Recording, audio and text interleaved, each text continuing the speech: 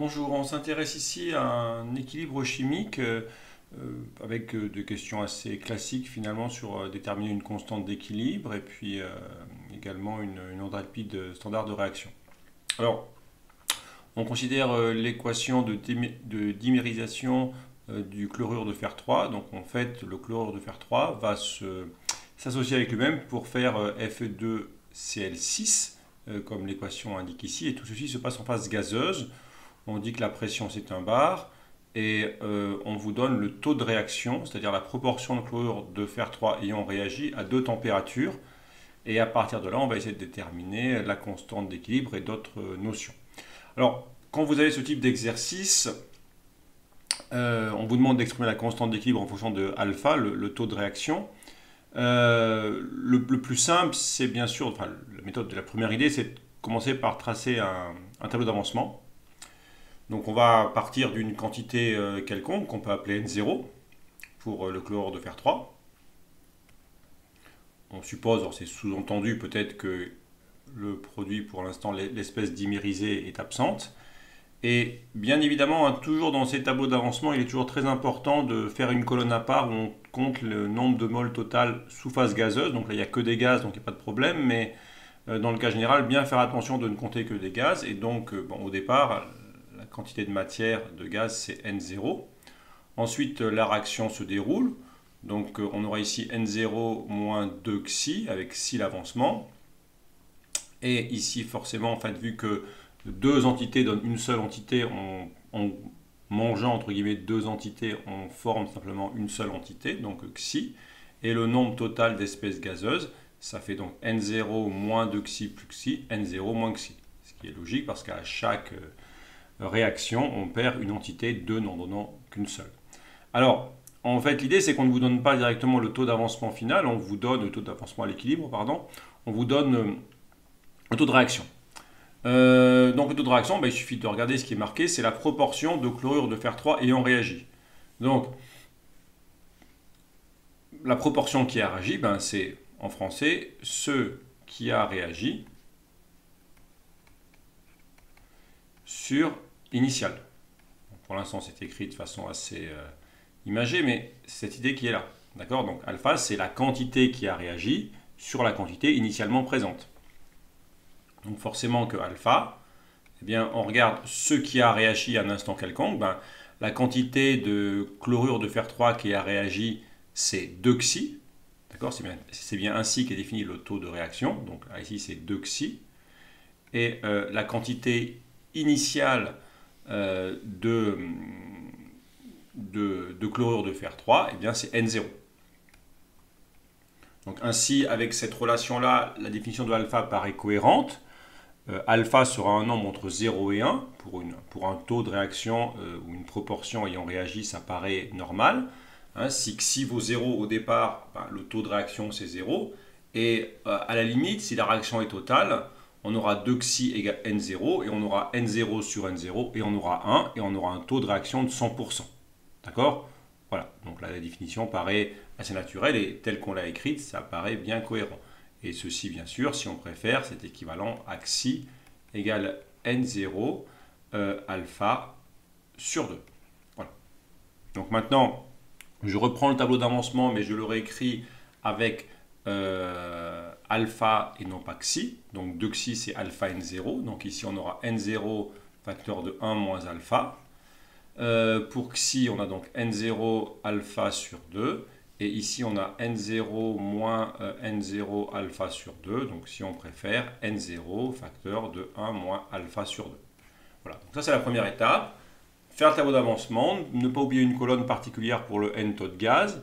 Et prendre la définition fournie pour le taux de réaction et bien vérifier que cette définition, qu'on va mettre des expressions au numérateur ou au dénominateur qui sont cohérentes avec un taux de réaction qui variera potentiellement entre 0 et 100%. Voilà. Si vous faites d'autres définitions, vous risquez de trouver un taux de réaction qui pourrait dépasser 100% par exemple. Alors maintenant, il faut trouver l'expression de K, d'accord, à l'aide des activités. Alors je n'écrirai pas à chaque fois, mais bien sûr, vu que c'est la constante d'équilibre, ce sont les activités à l'équilibre. D'accord. Alors pour trouver l'expression de K0, on peut faire une méthode entre guillemets très pas à pas, et après je ferai une méthode plus rapide. Donc je vais commencer par la méthode très pas à pas, on va dire. Donc je pars de K0. Et puis, je dis que c'est l'activité donc de ce produit, d'accord, sur l'activité du chlorure de fer 3 au carré. Okay. Ensuite, pour des gaz, on sait que l'activité, eh bien, c'est la pression de ce gaz, donc la pression partielle sur P0, fois P0 sur P Fe Cl3, le tout au carré. Ceci. Et ensuite, on sait que les pressions partielles, c'est les fractions molaires fois la pression totale. Donc, on aura ici X Fe2 Cl6 fois donc la pression totale, que j'appelle P, sur P0, fois P0 carré, sur donc, la fraction de Fe Cl3 au carré, fois la pression au carré, pression totale. Enfin, on remplace les fractions molaires par le nombre de moles de l'espèce sur le nombre de moles total, attention, gazeux, d'où l'intérêt d'avoir écrit ceci. Et donc on a ici N0 alpha sur 2 sur N0 1 moins alpha sur 2. Pour l'autre terme, ici on aura donc N0, pardon, N0 1 moins alpha sur N0 1 moins alpha sur 2, le tout au carré avec un 1 ici. Et si on regarde pour les pressions, il y a P0 et P0 carré qui fait un P0 et P sur P carré qui fait un P. Donc on a quasiment fini, il faut juste simplifier, mais je vais le simplifier sur la seconde expression. Donc ça c'est une première façon de faire, d'accord? On peut tout à fait procéder ainsi pour trouver l'expression de K0, les activités. On passe via les pressions partielles, via les fractions molaires et via les quantités de matière avec le Ni sur N tot. Voilà. Alors maintenant, après il n'y aura plus qu'à simplifier, d'accord, mais on peut faire un tout petit peu différemment, plus rapide. Donc maintenant, je vous montre une méthode un peu plus rapide. Si je reprends ici, d'accord. Donc la méthode plus rapide, quelle va-t-elle être? Eh bien, en fait, l'idée, c'est de directement se dire que on va faire apparaître les quantités de matière. Donc on aura ici la quantité de matière de Fe2Cl6. Donc NFe2Cl6 sur NFeCl3 carré. Alors pour que l'expression reste homogène, eh bien, il faut forcément corriger d'un n tot gaz ici. Sinon, vous n'avez pas le même nombre d'espèces de quantité de matière en haut et en bas et la constante d'équilibre serait dimensionnée. Voilà. Et on sait qu'il faut rajouter les pressions. D'accord. Et vu que vous avez deux espèces gazeuses en réactif et une seule en produit, forcément, il y aura un P qui va rester en bas. Et pour corriger, il faut forcément mettre un P0. Et ensuite, on n'a plus qu'à remplacer par les formules, donc qui étaient N0 alpha sur 2, sur N0 1 moins alpha au carré, fois la quantité totale qui était donc N0 facteur, je vais vérifier, mais c'est 1 moins alpha sur 2, comme ceci, fois P0 sur P. Maintenant, on peut éliminer les N0, d'accord, qui vont se simplifier ici, N0, N0, N0 carré.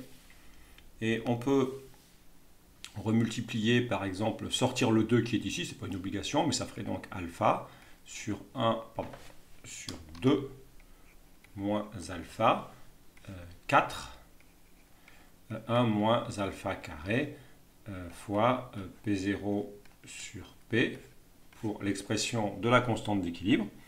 Voilà, donc là j'ai simplement sorti le 2 de la parenthèse, donc j'ai remultiplié par 2, et j'obtiens ce résultat ici pour la constante d'équilibre. Alors, on peut... alors simplement ici, en plus, on vous dit qu'une remarque, c'est qu'on suppose que P égale P0, hein, pour l'exercice, on prend P égale P0 égale 1 bar.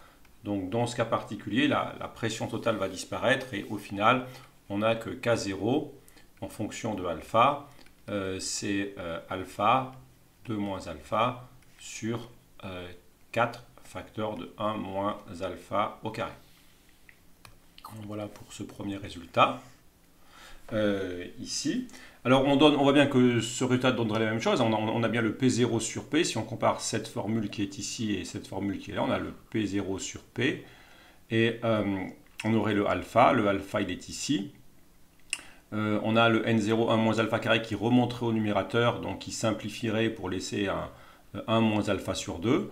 Et le N0, 1 moins alpha carré qui fait bien le 1 moins alpha carré qui est ici. Donc là, les deux méthodes donnent bien sûr le même résultat. Bon, soit on est assez à l'aise sur ces calculs et on va directement sur les quantités de matière et on corrige ensuite pour trouver une expression qui est homogène. Bon, si on n'est pas trop au point, il est préférable de faire le calcul complet comme je l'ai fait ici, d'accord, de privilégier la méthode, on va dire, plus pédestre, enfin bon, qui donne le résultat, les activités, les pressions partielles, les fractions molaires, les quantités de matière. Donc c'est celle-là que je conseillerais avant tout, parce que bien sûr, l'exercice repose sur la constante d'équilibre. Si vous n'avez pas exprimé correctement soit la constante d'équilibre, soit le quotient de réaction, toutes les questions qui vont suivre seront erronées.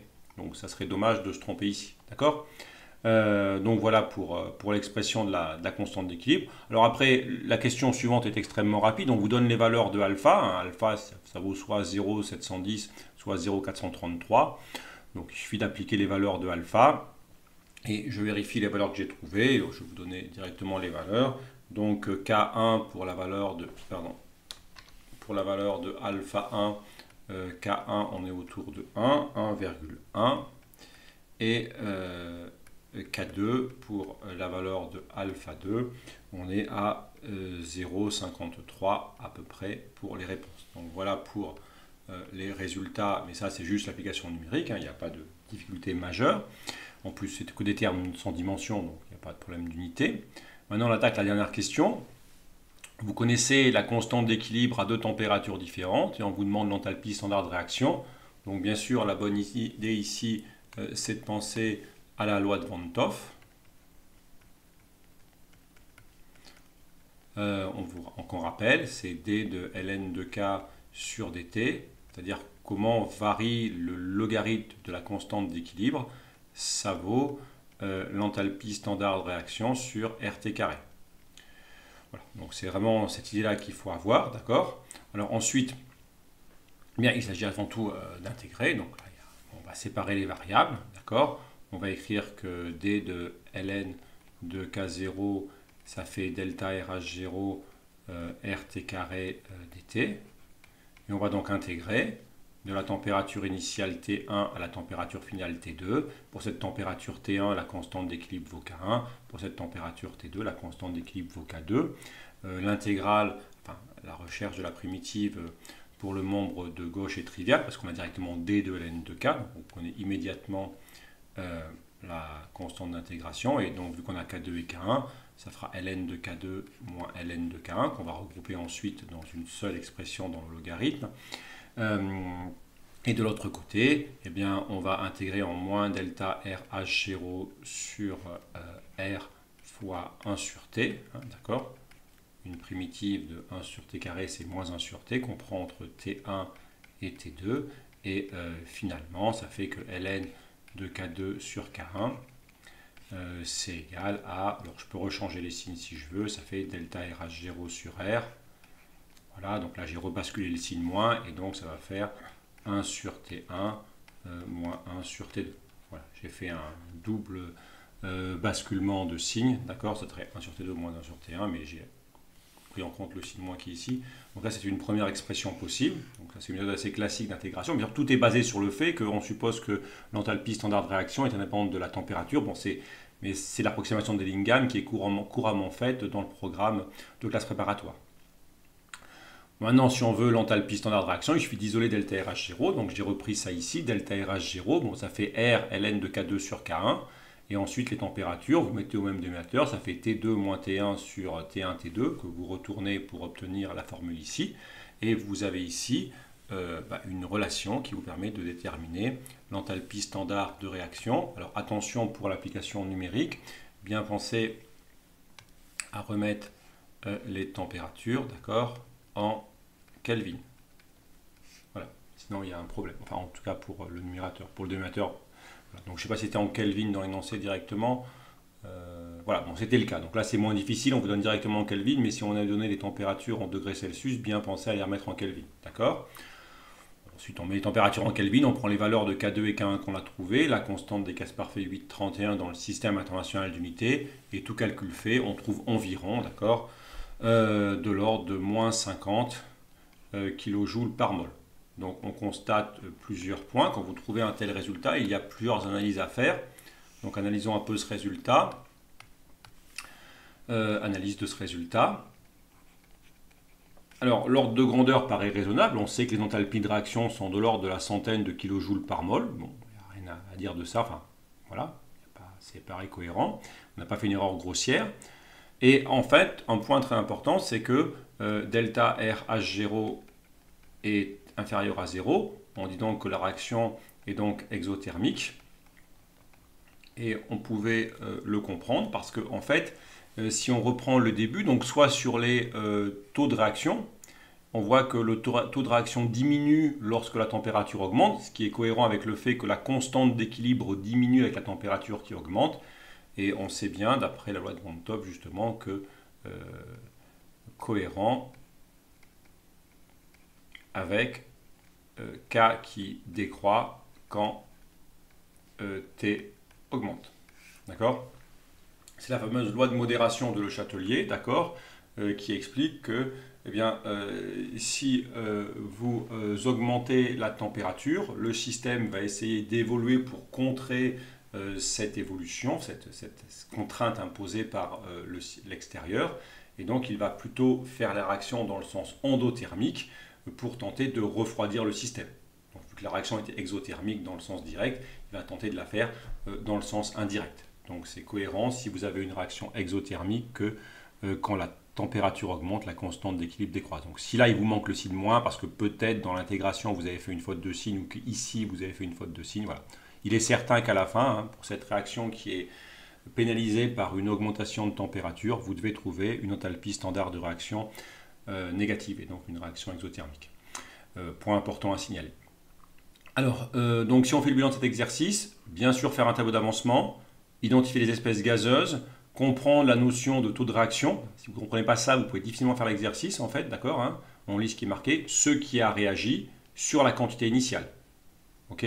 Si vous ne mettez pas ici la quantité initiale, hein, si vous mettez la quantité à l'instant quelconque, vous allez trouver des taux de réaction qui sont supérieurs à 100%, ce qui n'aurait pas de sens. Voilà. Ensuite, écrire la constante d'équilibre. Donc ça, il faut vraiment maîtriser ça parce que sinon, effectivement, la suite de l'exercice ne pourra pas se poursuivre. Donc je conseille plutôt la méthode qui est là. Pour ceux qui sont plus à l'aise, on peut aller un peu plus vite, mais il ne s'agit pas de se tromper, d'accord ? Et ensuite, dès que vous avez l'idée de la constante d'équilibre dépend de la température, on cherche l'enthalpie standard de réaction, bien évidemment la loi de Van 't Hoff et avec cette méthode d'intégration qui est quasiment systématique, avec toujours commenter le résultat final. Voilà, je vous remercie pour ce premier exercice sur les équilibres chimiques.